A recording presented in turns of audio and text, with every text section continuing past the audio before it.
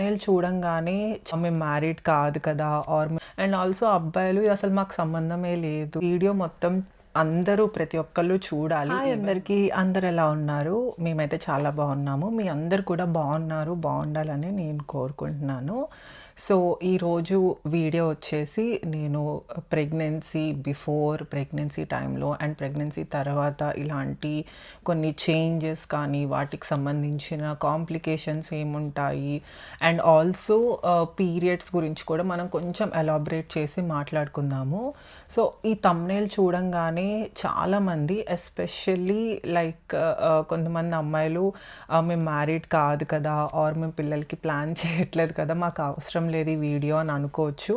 And also అబ్బాయిలు ఇది అసలు మాకు సంబంధమే లేదు. ఈ వీడియో ఎందుకు మాకు అని అనుకోవచ్చు. బట్ వాట్ ఐ సజెస్ట్ అంటే ఈ వీడియో మొత్తం అందరూ ప్రతి ఒక్కళ్ళు చూడాలి. ఈవెన్ మ్యారీడ్, అన్‌మ్యారీడ్ లేదంటే పిల్లలు ప్లాన్ చేసుకున్న వాళ్ళు, లేదంటే చేసుకోవాలనుకుంటున్న వాళ్ళు and also especially men only కొంచెం నాలెడ్జ్ మాకు ఉందిలే తెలుసులే అని అనుకోవద్దు. ఇట్స్ సో మచ్ లైక్ చాలా ఉంటుంది. మీకు మేబీ మీ మదర్స్‌కి, సిస్టర్స్‌కి అండ్ ఆల్సో ఫ్యూచర్‌లో మీ వైఫ్స్‌కి ఇలా ఈ నాలెడ్జ్ తెలుసుకోవడం వల్ల మీరు ఏదో ఒక హెల్ప్ చేసిన వాళ్ళు అవుతారు.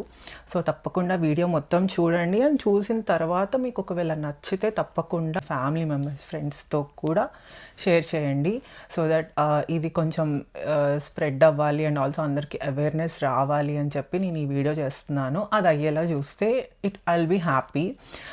I want to say something that ఈ వీడియో నేను వ్యూస్ కోసమో, లైక్స్ కోసమో, లేకపోతే సబ్స్క్రైబర్స్ కోసమో అస్సలు చేయట్లేదు. బికాజ్ నేను ఏదైతే ఫేస్ చేశానో నా ప్రెగ్నెన్సీ టైంలో అండ్ ఆల్సో దానికి ముందు ఫ్యూ ఇయర్స్ నేను ఎలా ఇబ్బంది పడ్డాను అండ్ ఆల్సో ఆఫ్టర్ ప్రెగ్నెన్సీ నేను అసలు ఎంత ఐ కాంట్ సే, నేను అది ఎక్స్ప్లెయిన్ చేస్తాను మీకు anyway in the video. So ఆ కాంప్లికేషన్స్ కానీ దానికి సొల్యూషన్స్ కానీ అవన్నీ మీకు చెప్పుకుంటే ఎవరో ఒక్కరికన్నా యూజ్ అవుతుంది. అట్లీస్ట్ ఒక 50 మెంబర్స్ ఈ వీడియో చూస్తే అందులో ఒక 10 మెంబర్స్ కన్నా ఈ వీడియో యూజ్ అవుతుంది కదా అనే ఒక ఆలోచనతోనే ఈ వీడియో చేస్తున్నాను. అండ్ మిగిలిన వాళ్ళు ఎవరికన్నా అసలు ఏం నాలెడ్జ్ లేదు, కొంచెం భయపడుతూ ఉండేవాళ్ళు కూడా ఇలాంటి వాటి గురించి ఎవరు వీడియో తీసినట్టు కూడా నాకు ఎక్కడ కనిపించలేదు. సో కంపల్సరీ అవేర్నెస్ ఉండాలి అని చెప్పి నేను చేస్తున్నాను.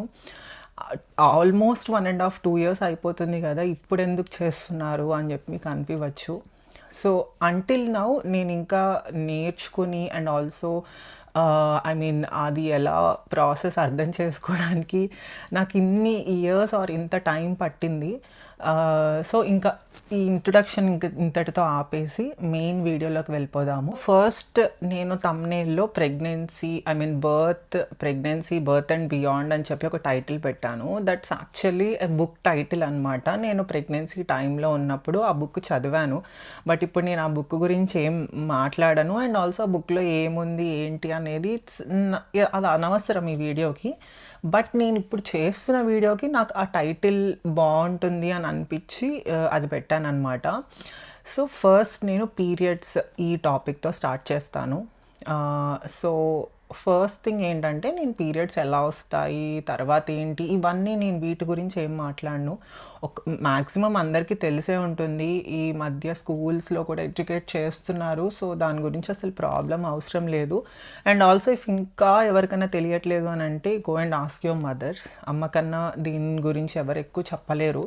సో ఇక్కడ నేను వచ్చి ఫస్ట్ స్టార్ట్ చేసేది టాపిక్.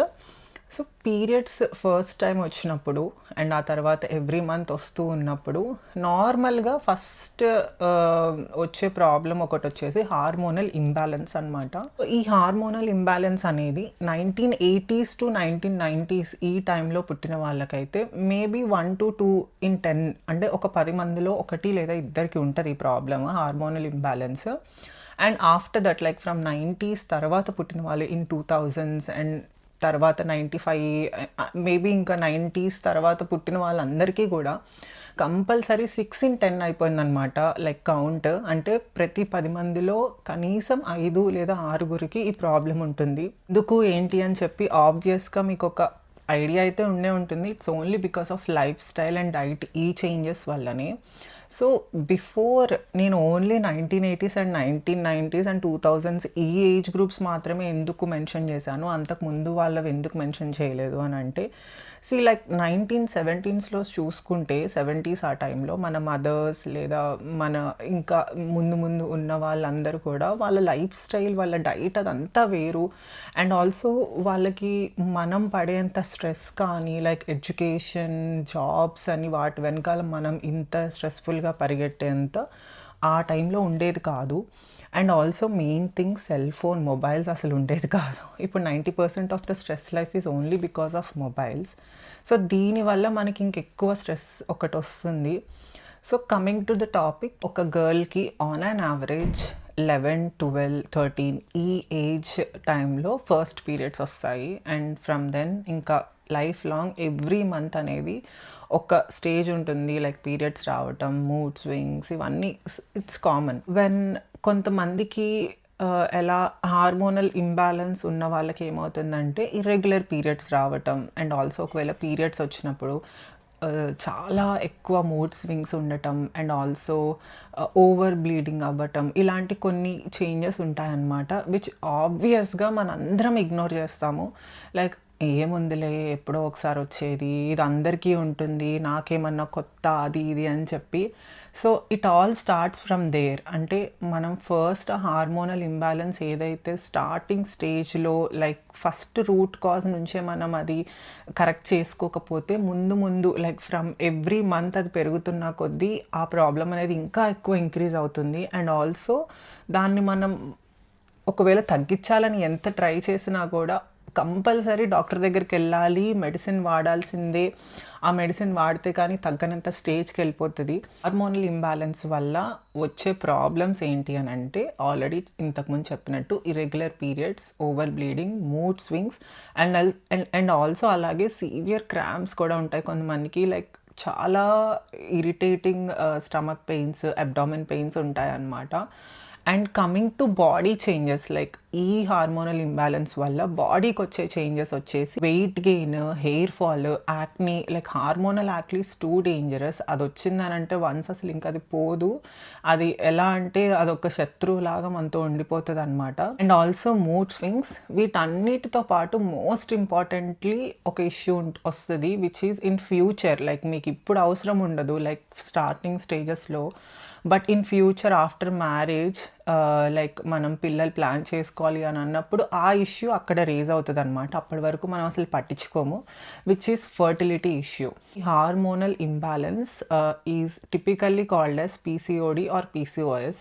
పీసీఓడి అని అంటే లైక్ స్టార్టింగ్ స్టేజెస్లో ఉన్న వాళ్ళకి అండ్ తక్కువ ఉన్న వాళ్ళకి పీసీఓడి చెప్పాలి అని అంటే లైక్ క్లియర్గా. అండ్ పీసీఓఎస్ అనేది అది ఇంకెక్కువ కొంచెం పీసీఓడి కన్నా కొంచెం ఎక్కువ స్టెప్ అన్నట్టే. వాళ్ళకైతే ఇంకా అన్వాంటెడ్ హెయిర్ అండ్ ఆల్సో ఇక్కడ చిన్ దగ్గర అండ్ ఆల్సో అప్పర్ లిప్లో ఇలాంటి ప్రాబ్లమ్స్ కూడా ఇంకెక్కువ వస్తూ ఉంటాయి వాళ్ళకి. And also coming to hormonal imbalance ఉన్న వాళ్ళకి mostly like 70% of the chances thyroid issues కూడా వచ్చే ఛాన్స్ ఉంటుందన్నమాట. ఎర్లీగానే కనిపెట్టగలిగితే లైఫ్ స్టైల్ చేంజెస్ ఏవైతే ఉంటాయో వాటిని చేంజ్ చేసుకొని మనం వాటిని కంపల్సరీ కంట్రోల్లో పెట్టుకోగలము. లైక్ డైట్లో, స్లీప్ షెడ్యూల్లో, and also some time like exercise, little exercise. ఒకవేళ ఎక్సర్సైజ్ చేయడానికి అవ్వలేదు అని అంటే అట్లీస్ట్ ఒక 30 to 40 minutes వాకింగ్ కానీ ఇలాంటి చేంజెస్ కొంచెం చేసుకోగలిగితే మనం లైక్ ఎర్లీ స్టేజెస్లోనే పీసీఓడిని కంట్రోల్ చేయగలం అనమాట.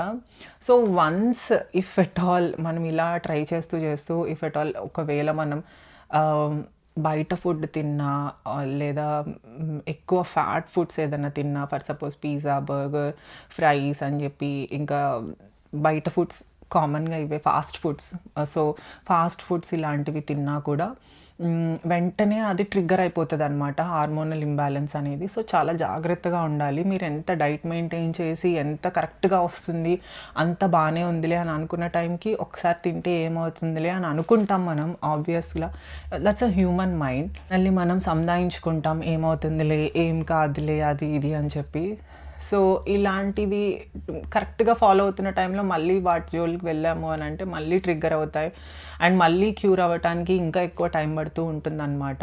ఇప్పుడు చెప్పబోయే దాని గురించి కొంచెం జాగ్రత్తగా వినండి. ఇది నేను పర్సనల్‌గా ఫేస్ చేసిన ప్రాబ్లమ్ కూడా. So it all started from here. నా ప్రాబ్లమ్ వచ్చేసి సో హార్మోనల్ ఇంబాలెన్స్ అని అనంగానే ఫస్ట్ మనం మదర్స్‌తో మనం షేర్ చేసుకున్న ఎక్స్టెండెడ్ ఫ్యామిలీతో ఎవరితో షేర్ చేసుకున్నా కూడా ఫస్ట్ వాళ్ళు మనకు సజెస్ట్ చేసేది డాక్టర్ దగ్గరికి వెళ్ళండి.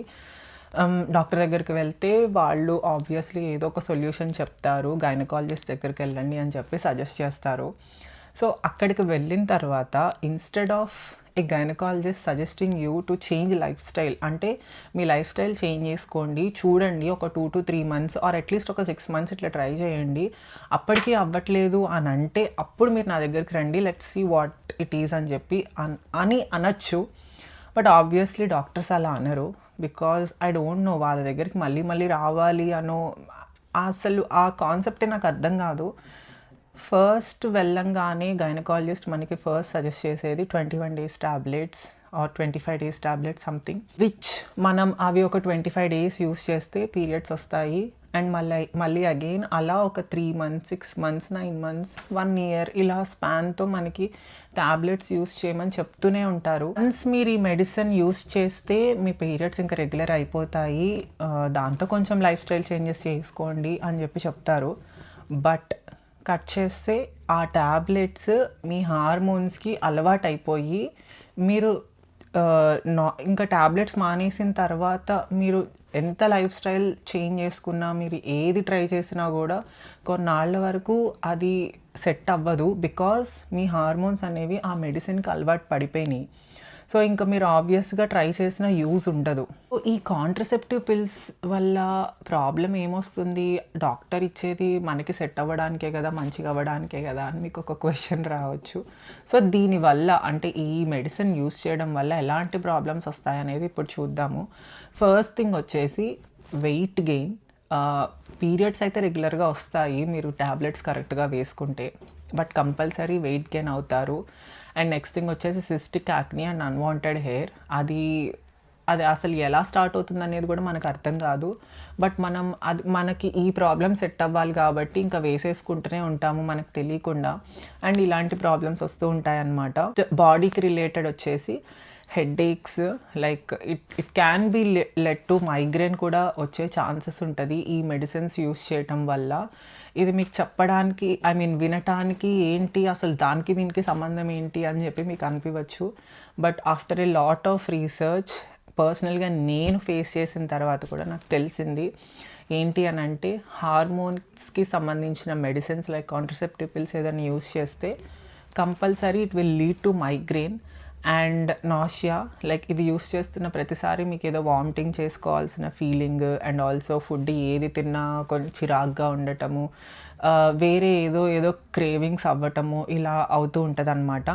నెక్స్ట్ థింగ్ వచ్చేసి breast tenderness, swollen breast, or మీకు ఎలా ఉంటుందంటే బాడీ అంతా ఏదో ఉబ్బిపోయినట్టు, లైక్ స్వెల్లింగ్ వస్తున్నట్టు అనిపిస్తుంది. నెక్స్ట్ థింగ్ వచ్చేసి డైజెస్టివ్ ఇష్యూస్, బ్లోటింగ్, ఇది కంపల్సరీ ఉంటుంది. మీరు ఏం తినకపోయినా కూడా ఎక్కువ అయిపోయినట్టు, ఫుల్ అయిపోయినట్టు, అండ్ ఆల్సో మీరు ఎంత వాటర్ తాగినా కూడా తాగబుద్ధి అవ్వదు, ఇలాంటి బ్లోటింగ్ ఇలాంటి ఫీలింగ్ వచ్చినప్పుడు. నెక్స్ట్ థింగ్ వచ్చేసి బ్లడ్ రిలేటెడ్ రిస్క్ కూడా ఉంటుందన్నమాట. ఇది కంపల్సరీ అందరికి వస్తుంది అని నేను చెప్పను, చాలామందికి వచ్చే ఛాన్సెస్ అయితే ఉన్నాయి. హై రిస్క్ ఆప్షన్స్ అని నేను చెప్తాను. లైక్ బ్లడ్ క్లాట్స్ అయ్యే ఛాన్సెస్ ఉంటుంది. బ్లడ్ క్లాట్స్ అంటే సడన్గా మనకి నైట్ నిద్రలో కాళ్ళు లేదా సంథింగ్ ఒక్కొక్కసారి ఇట్లా ఏదో పట్టేసినట్టు అనిపించి మనం నిద్రలోంచి లేవటము, ఈ మెడిసిన్స్ యూస్ చేయడం వల్ల ఇలాంటి వాటికి కొంచెం ఎక్కువ ఛాన్సెస్ ఉంటాయన్నమాట. నెక్స్ట్ థింగ్ వచ్చేసి హై బీపీ ప్రాబ్లమ్స్ ఉంటాయి. లైక్ బీపీ ఎక్కువ పెరుగుతూ ఉంటుంది. అది పర్సనల్గా నేను ఫేస్ చేశాను. లైక్ ఆ మెడిసిన్ యూస్ చేస్తున్న టైంలో కానీ ఆర్ఎల్స్ లైక్ ఆ టైంలో ఏం అనిపించలేదు. బట్ వైల్ డ్యూరింగ్ ప్రెగ్నెన్సీ మాత్రం నాకు ఈ ఒక్క ప్రాబ్లమ్ ఇష్యూ అయితే వచ్చింది. నెక్స్ట్ థింగ్ వచ్చేసి ఫర్టిలిటీ అండ్ ప్రెగ్నెంట్ ఇష్యూస్. అంటే మీకు అసలు ఏం అర్థం కాదు నేను చెప్తుంటే. But this is very very true, 100% true. ఎందుకు అని అంటే మీరు ఆ పిల్ ఏదైతే యూస్ చేస్తూ ఉంటారో లైక్ లాంగ్ టర్మ్ మీకు ఆ ఓవ్యులేషన్ ఏదైతే ఉంటుందో which is the main reason for pregnancy, అది స్లో అయిపోతుందన్నమాట. ఫస్ట్ మీరు పిల్స్ వేసుకున్నన్ని రోజులు మీకు పీరియడ్స్ రెగ్యులర్గా వస్తూనే ఉంటాయి. వన్స్ ఆఫ్టర్ మానేసి మీరు ఓకే ఇంకా అయిపోయింది కదా కోర్స్, ఇప్పుడు చూద్దాంలే అని అనుకున్న టైంకి పీరియడ్స్ మళ్ళీ ఇర్రెగ్యులర్ అయిపోతాయి. ఒకవేళ వచ్చినా కూడా పీరియడ్స్ అనేది ఓవర్ బ్లీడింగ్ అవ్వటము, లేదు అని అంటే along like long day periods అనమాట. ఫర్ ఎగ్జాంపుల్ మీకు ఒకవేళ ఫస్ట్ ఆఫ్ ఎనీ మంత్ వచ్చింది అని అంటే ఇంకా అది 15 to 20 days బ్లీడింగ్ అవుతూనే ఉంటుంది. So this is also called as periods irregulation అనమాట. సో ఇలాంటి ప్రాబ్లమ్స్ కూడా వస్తాయి. అండ్ నెక్స్ట్ థింగ్ వచ్చేసి emotional and mental health issues. అంటే చిన్న వాటికి ఎక్కువ రియాక్ట్ అవ్వటము, ఏదో ఒక దానికి చాలా డల్ అయిపోవటము, అండ్ ఆల్సో ఎమోషనల్గా చాలా డిప్రెసింగ్ ఫీలింగ్, ఇలాంటివి కూడా ఫేస్ చేస్తామన్నమాట ఇలాంటి పిల్స్ యూస్ చేసినప్పుడు. సో ఈ పిల్స్ వల్ల మనకి ఎలాంటి యూజ్ ఉంటుంది అనేది నాకు తెలియదు, కానీ దీనివల్ల ఇష్యూస్ కానీ ప్రాబ్లమ్స్ కానీ మాత్రం అలా ఉన్నాయి, బోలెడు ఉన్నాయి చెప్పుకుంటూ పోతే. కాంట్రసెప్టివ్ పిల్స్ వాడద్దు అని చెప్పి చెప్తారు, బట్ డాక్టర్ దగ్గరికి వెళ్తే వాళ్ళు ఇచ్చేది ఇదే పిల్స్. నాకు అర్థం కాదు ఆ లాజిక్ ఏంటి అని చెప్పి. నేనేం సజెస్ట్ చేస్తాను అని అంటే ఎర్లీగా మీకు ఒకవేళ ఇలాంటి ఇష్యూస్ వస్తున్నాయి అని అంటే try to change your life style changes, diet ఇవన్నీ చేంజ్ చేసుకోండి, బయట ఫుడ్స్ తగ్గించేసుకోండి, అండ్ ఆల్సో స్లీప్ సైకిల్ ఇవన్నీ కరెక్ట్గా ఉండేలా చూసుకోండి. పడుకునే ముందు ఫోన్ తక్కువ వాడటము, అండ్ ఆల్సో ఫోన్ యూసేజ్ కూడా ఎంత తగ్గించుకుంటే అంత మంచిది, స్ట్రెస్ అనేది పోతుంది. అండ్ ఆ ఫోన్ ఏదైతే ఎక్కువ యూస్ చేస్తూ ఉంటామో దానివల్ల మనకి ఆ రేడియేషన్ వల్ల కూడా హార్మోన్స్ ఎఫెక్ట్ అయ్యే ఛాన్స్ ఉంటుందన్నమాట. ఒకవేళ ప్రాబ్లం బాగా సీవియర్ ఉంది అని అనుకున్న వాళ్ళు ఒకవేళ మీరు డాక్టర్ దగ్గరికి వెళ్తే కాంట్రసెప్టివ్గా లేని పిల్స్ సజెస్ట్ చేయండి. నాకు కాంట్రసెప్టివ్ టైప్ ఆఫ్ పిల్స్ వద్దు అని చెప్పి ఒక మాట చెప్పండి. చెప్పడంలో అడగడంలో తప్పు లేదు. సో దాని గురించి అడిగి తెలుసుకొని వేరే ఆప్షన్స్ ఏమన్నా ఉన్నాయా అని చెప్పి అడిగి ఒకవేళ మీరు ఇప్పటికీ యూజ్ చేస్తున్నట్టయితే మళ్ళీ వెళ్ళి కలవండి ఒకసారి డాక్టర్ని, and try to speak with them. నాకు ఈ మెడిసిన్ వాడటం వల్ల ఇలాంటి ప్రాబ్లమ్స్ వస్తున్నాయి, అండ్ ఆల్సో ఫ్యూచర్లో ఇలాంటి ప్రాబ్లమ్స్ వచ్చే ఛాన్సెస్ ఉన్నాయి. సో నాకు అవన్నీ వద్దు, I want a normal life, so నాకు వేరే ఆప్షన్స్ ఏదన్నా ఇవ్వండి అని చెప్పి మీకు మీరు ఆ మెడిసిన్ ఒకవేళ వాళ్ళు ఇస్తే మళ్ళీ రీసెర్చ్ కూడా చేసుకోండి. అండ్ ఆల్సో ఈ మెడిసిన్స్ మీరు యూస్ చేస్తున్న టైంలో రెగ్యులర్ హెల్త్ చెకప్స్ కూడా చేయించుకుంటూ ఉండండి. లైక్ బీపీ ఎప్పటికప్పుడు చెక్ చేయించుకుంటూ ఉండండి. హై ఉందా, లో ఉందా, లో బీపీ ఉన్నా కూడా అదొక ప్రాబ్లమే. సో ఇవన్నీ చెక్ చేయించుకోండి. షుగర్ లెవెల్స్ కానీ, థైరాయిడ్ లెవెల్స్ కానీ, బ్లడ్ లెవెల్స్ ఇవన్నీ చెక్ చేయించుకుంటూ ఉండండి. కమింగ్ టు ఇక్కడ నేను పీరియడ్స్ టైం అంటే నాకు పీరియడ్స్ వల్ల నాకు వచ్చిన ప్రాబ్లమ్స్ ఏంటి, నేను ఎలా ఫేస్ చేశానని చెప్పేది మీకు కొంచెం చిన్నగా ఎక్స్ప్లెయిన్ చేస్తాను. నాకు పీరియడ్స్ ఇర్రెగ్యులర్ అవ్వటం అండ్ హార్మోనల్ ఇంబ్యాలెన్స్ ఇదంతా నాకు 23 years ఏజ్లో ఉన్నప్పుడు వచ్చింది. సో ఆబ్వియస్లీ అందరూ ఫస్ట్ వెళ్ళినట్టుగానే నేను కూడా ఫస్ట్ డాక్టర్ దగ్గరికి వెళ్ళిపోయాను. నాకు నేను ఆ టైంలో మనకు అసలు ఏం తెలీదు. ఓన్లీ మనకి ఏమనిపిస్తుంది అని అంటే అమ్మో పీరియడ్స్ ఆగకూడదు, ఆర్ ఎల్స్ పీరియడ్స్ ఇర్రెగ్యులర్ అవ్వకూడదు, ఇది కంపల్సరీ కరెక్ట్గా రావాలి, లేదంటే ఏమైనా ప్రాబ్లమ్స్ వస్తాయేమో అని చెప్పి ఒక భయం ఉంటుంది కదా. దానివల్ల ఆబ్వియస్లీ మనం డాక్టర్ దగ్గరికి వెళ్తాం. అండ్ నేను అలానే వెళ్ళాను. అండ్ ఫస్ట్ నేను వెళ్ళినప్పుడు నాకు డాక్టర్ 21 days ట్యాబ్లెట్స్ ఒకటి సజెస్ట్ చేశారు, విచ్ ఈస్ కాంట్రసెప్టివ్ ట్యాబ్లెట్స్. అవి 21 days ఒక 3 months యూస్ చేయి, ఆ తర్వాత మానేస్తే రెగ్యులర్ అయిపోతాయి పీరియడ్స్ అని చెప్పి చెప్పారు. అండ్ నేను 3 months యూస్ చేశాను. మళ్ళీ వెళ్తే నీ పీసీఓడి ప్రాబ్లం మొత్తం క్యూర్ అయిపోయింది, ఆ బబుల్స్ ఏదైతే ఉన్నాయో అవన్నీ సప్రెస్ అయిపోయినాయి, అండ్ ఇప్పుడు నీకు నార్మల్గానే పీరియడ్స్ వస్తే రోజుకు ఒక 40 minutes 30 minutes వాకింగ్ చేసుకో సరిపోతుంది అని అన్నారు. సో నేను ఆ మెడిసిన్ మానేసి అండ్ లైఫ్ స్టైల్ చేంజెస్ చేసుకున్నా సరే అట్లీస్ట్ నేను walking are Zumba classes, yoga వీటికి వెళ్ళేదాన్ని. అండ్ వన్స్ నాకు కొంచెం ఎగ్జామ్ స్ట్రెస్ అది ఇది అవ్వడం వల్ల ఎలాంటి ఎక్సర్సైజ్ లేకుండా పోయింది. అండ్ ఆల్సో లైక్ స్ట్రెస్ ఎలాగో ఆబ్వియస్లీ ఉంటుంది. సో ఆ టైంలో నాకు పీరియడ్స్ మళ్ళీ ఇర్రెగ్యులర్ మళ్ళీ స్టార్ట్ అయింది. బట్ ఈసారి మాత్రం నాకు ఆ మెడిసిన్ నేను ఏదైతే 3 మంత్స్ యూస్ చేశానో దానివల్ల పీరియడ్స్ వచ్చాయి. లైక్ ఆఫ్టర్ ఎవ్రీ మంత్ వచ్చింది. బట్ వన్స్ వచ్చిన తర్వాత నాకు మళ్ళీ ఆ పీరియడ్స్ ఆగాలి అని అంటే ఇంకొక టాబ్లెట్ వేయాల్సి వచ్చేది, which led to like once ఒకవేళ నాకు పీరియడ్ వస్తే 30 to 40 డేస్ వరకు I use to continuously bleed అనమాట.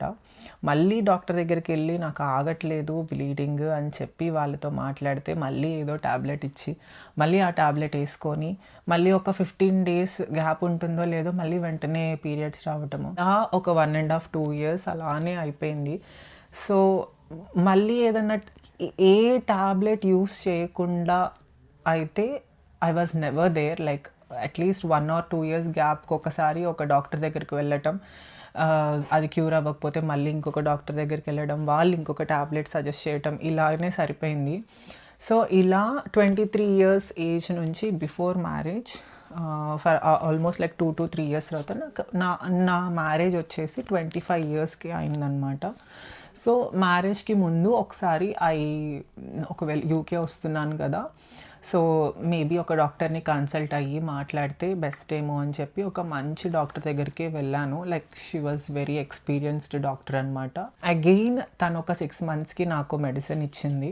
ఈ మెడిసిన్ యూస్ చెయ్యి, ఈ మెడిసిన్ యూస్ చేస్తే నీకు ఈ మెడిసిన్ యూస్ చేయటం ఆపేసిన తర్వాత నీకు మళ్ళీ పీరియడ్స్ రెగ్యులర్ అవుతాయి అని చెప్పింది. 6 months యూస్ చేశాను.